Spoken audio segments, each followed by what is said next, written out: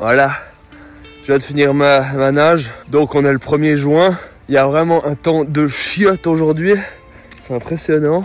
Il a plu toute la journée et puis le truc c'est que, elle veut rien dire cette coupe de cheveux. Bah déjà il pleut, on voit de ce côté-là les nuages ils sont assez menaçants. D'ailleurs je vais pas tarder à me rentrer parce que c'est peut-être mieux. Mais j'essaie d'être structuré et discipliné dans mon plan d'entraînement, c'est assez important.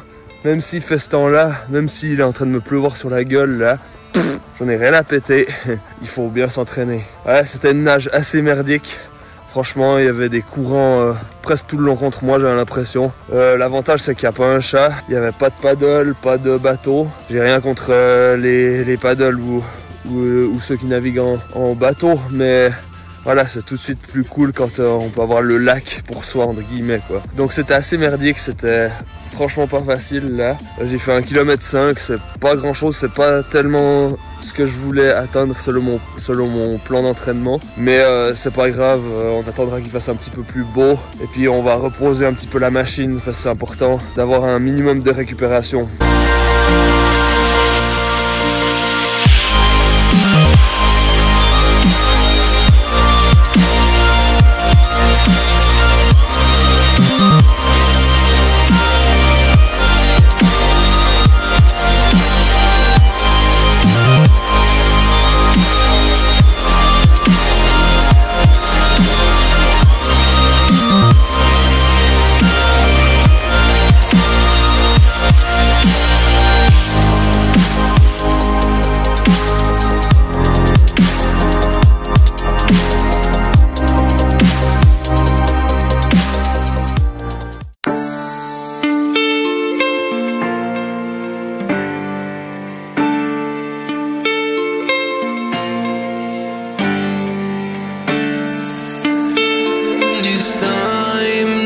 Voilà, on est prêt, c'est parti pour 3 km de natation en eau libre.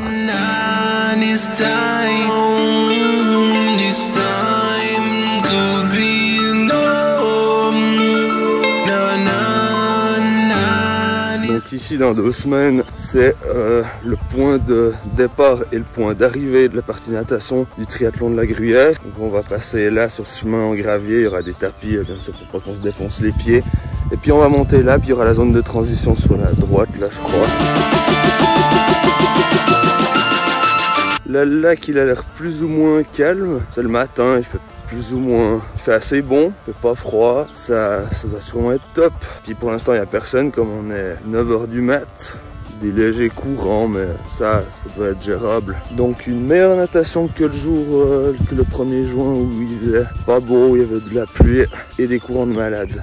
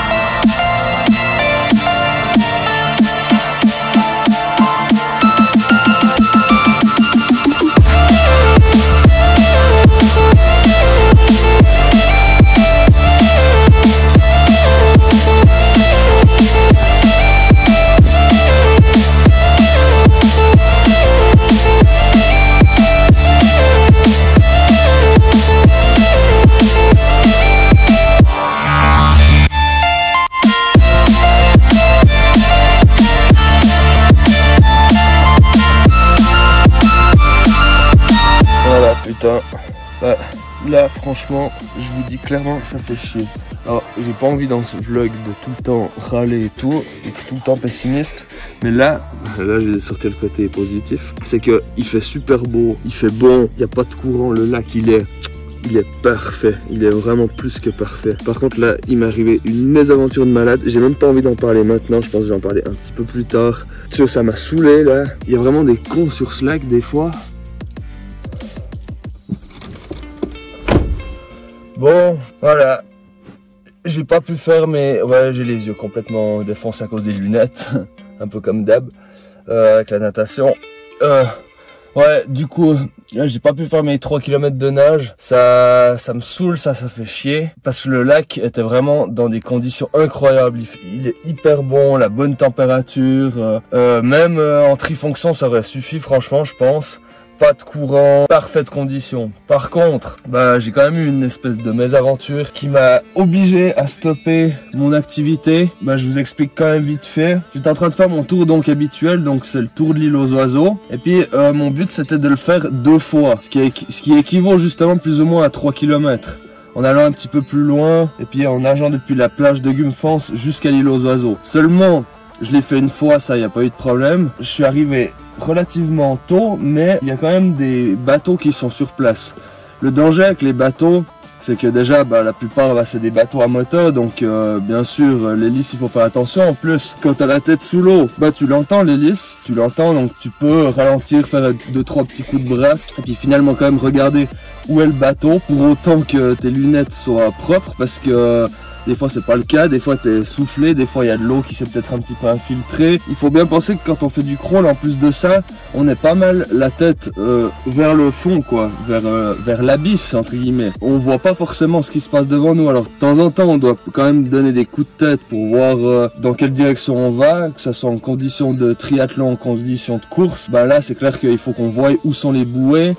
Faut aussi qu'on voie où sont les paddles, parce qu'il y a toujours une équipe de sûreté ou une équipe d'arbitrage bien sûr qui sont présents sur les lacs en eau libre pendant les courses. C'est pour ça que moi personnellement j'ai adopté la technique de respirer à droite et à gauche. Alors ça dépend, des fois je fais sur 3 coups, des fois 2 coups de crawl. Par contre, des fois il faut essayer d'être le plus hydrodynamique. Donc c'est pas le but de tout le temps sortir la tête droit devant pour regarder où est-ce qu'on va. C'est pas forcément le but, sinon t'as pas de vitesse et t'es pas hydrodynamique. Quand je sais que je suis dans la bonne direction, je continue, et de temps en temps, peut-être tous les 100 coups on va dire, pour dire un chiffre, là je regarde dans quelle direction je vais. Là en fait ce qui s'est passé, c'est que il y avait un bateau qui était arrêté pas loin de moi. Je me suis dit c'est bon, je passe devant et tout.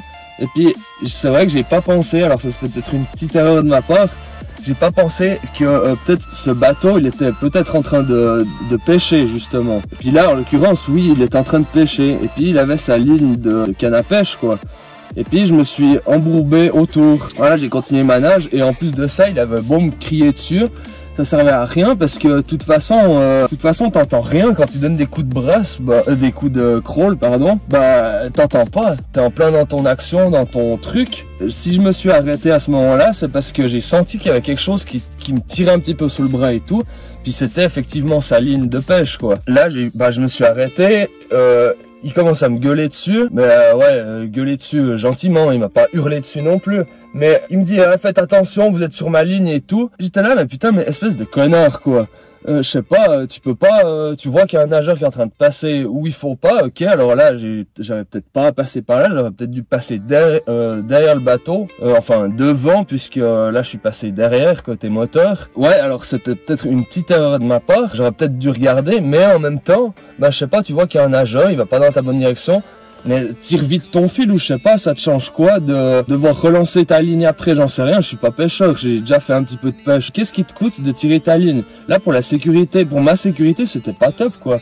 En plus je nage toujours avec ma bouée et tout pour que les bateaux puissent me voir. Voilà, là il m'a très bien vu, faut arrêter, il était posé sur sa chaise de camping sur son bateau. Voilà, il a pas bougé son cul une seule seconde. Le seul truc qu'il a fait c'est me gueuler dessus et puis me dire attention vous êtes sur ma ligne. Et puis après il s'est passé quoi? J'étais complètement embourbé autour, ça a fini par limite m'étrangler parce que ça passait autour de ma gorge. J'étais dans un endroit où naturellement j'avais pas mon fond, je sais pas, il y avait peut-être 20-30 mètres de flotte sous mes pieds. Et puis déjà il fallait lutter sur place pour pouvoir garder la tête à la surface. En plus il fallait s'occuper de ce fil. Ce mec il m'a même pas proposé de venir s'appuyer contre son bateau ou autre. Alors pour finir, c'est moi qui ai pris les devants, qui ai dit excusez-moi mais je me permets d'aller sur votre bateau parce que là j'arrive pas à m'en sortir, il y a votre fil qui est partout autour de moi. En plus ces petits fils, vous savez très bien comment c'est minuscule, c'est tout fin, tu vois pas. C'était autour de moi, j'ai dû enlever ma bouée, me poser sur son échelle et tout.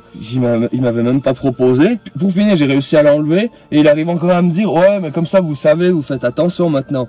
Mais putain, d'accord, là maintenant je vais prendre ça comme une expérience, je vais faire attention maintenant, y a pas de souci, il y avait une erreur de ma part aussi.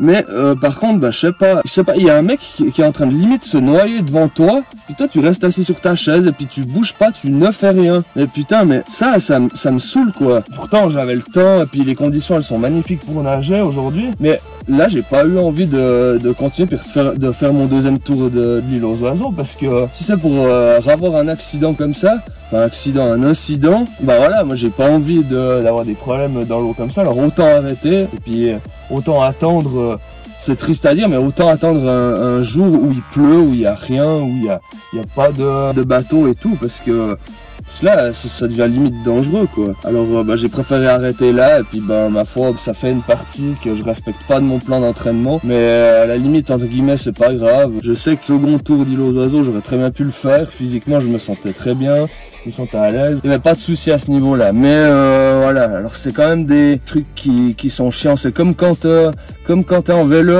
et puis qu'il y a un motard ou une voiture qui passe à ça de toi, je suis désolé mais ok, on prend peut-être de la place sur la route, enfin moi j'essaie toujours d'être le plus à droite possible, de gêner personne, mais il y en a qui arrivent quand même à rouler à 2 cm de toi, et puis ça c'est chiant quoi, parce que niveau sécurité, c'est vrai que les gens ils font pas assez attention à ça, les triathlètes non plus, hein, peut-être qu'ils font peut-être pas assez attention, j'en sais rien, mais la route elle est à tout le monde, le lac il est à tout le monde, je sais pas, faut que tout le monde y mette un petit peu du sien pour la sécurité de tout le monde, c'est hyper important. Et puis là, en l'occurrence, avec cette expérience, bah là, je vois qu'il y a des gens qui s'en contrecarrent totalement, et puis c'est chiant quoi. Donc voilà, c'est pas grave, j'ai fini ma nage plus tôt que prévu, c'est pas grave. Mais voilà, ça fait peut-être partie aussi un petit peu du message que je peux transmettre dans cette vidéo. Pensez à tout ça aussi, moi y compris. Hein. Voilà, faut un petit peu penser à ce qui se passe autour, et puis il faut un petit peu penser aux autres aussi, parce que là, il a pas bougé son cul, mais une seule seconde, quoi. Alors c'est chiant. Donc voilà, c'est un petit peu mon petit coup de gueule. Mais là, j'avais besoin de le dire, franchement, il y a des côtés négatifs aussi dans ma préparation sportive, c'est peut-être important d'en parler aussi. Voilà, c'est pas grave, il n'y a pas eu plus de conséquences, il n'y a pas eu plus d'accidents. À mon avis, j'ai bien fait quand même d'arrêter, même si j'ai pas pu faire mes 3 km, je les ferai une autre fois. Puis voilà. Ta gueule Quentin, stop, ça sert à rien de continuer à être pessimiste. On est un autre jour là, et puis là, franchement, c'est assez la classe. J'ai pu atteindre mes 3 km et je suis que à l'extrémité de l'île aux oiseaux. Il me reste encore à peu près ce trajet là à faire. Un peu moins de 500 mètres, donc easy peasy. Voilà, j'aurais fait 3400 mètres je pense, donc c'est au top franchement.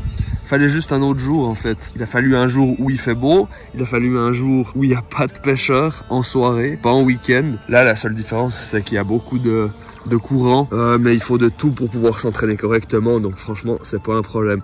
Oui là j'ai totalement mon fond. Donc pour la petite histoire aussi, ce lac ça fait depuis 1948 plus ou moins qu'il existe, si je me trompe pas, si je dis pas de conneries, simplement depuis la création du barrage de Recense qui est à l'extrémité nord du lac. Voilà, donc c'était un petit peu le petit point culture quoi. C'est le lac le plus important en termes de superficie de lac artificiel en plaine. On n'oublie pas la petite bouée, la bouée triathlon de Nyon qu'on a pu gagner l'année passée, tous les participants. Alors franchement c'est une super récompense de course, parce que c'est hyper important d'avoir ce genre de matériel sur un lac comme celui-là, sur tous les lacs tout simplement en fait, simplement pour être vu des autres bateaux, c'est hyper important. Pour parler un petit peu du matériel, ben vous voyez là j'utilise une Orca TRN, c'est assez bon marché, mais c'est vraiment la combinaison d'excellente qualité. Les lunettes c'est du Decathlon, le bonnet, on reste sur des bonnets reçus en course. Il n'y en a pas un qui va mieux que l'autre ou moins bien que l'autre, c'est complètement égal quoi.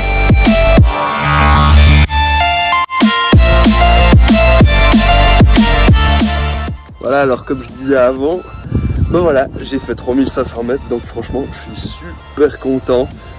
C'est assez la classe. Franchement, je ne m'attendais pas à faire autant de distance. Je pensais à mon but, c'était de faire 3000 mètres. C'est ce que j'avais calculé, mais ça coulait tellement bien qu'il fallait continuer et franchement j'ai bien fait, je regrette pas. Voilà, on est chez moi du coup pour clôturer ce vlog sur la natation. Donc petite précision en ce qui concerne la préparation hivernale, alors je me suis pas mal entraîné en piscine. Malheureusement il y a eu une chute, comme on peut le voir là sur Strava. Il y a eu une grosse chute où je me suis pas tellement entraîné parce que mon abonnement de piscine était tout simplement terminé. Donc j'ai dû faire une pause et puis accentuer un petit peu plus tout ce qui est bike and run. Par rapport aux accessoires et surtout notamment à l'entretien, je me suis procuré ce qu'on appelle une colle néoprène, donc c'est au cas où il y a des trous qui peuvent être présents sur la combinaison. D'ailleurs j'en ai vu un petit là, va falloir que je remédie peut-être à ça, mais pour l'instant ça n'a pas trop l'air de déranger. Voilà, donc on va pas aller plus loin dans ce vlog, je pense que tout est plus ou moins clair. Maintenant c'est l'heure pour moi d'aller courir, donc je vous dis à bientôt, ciao.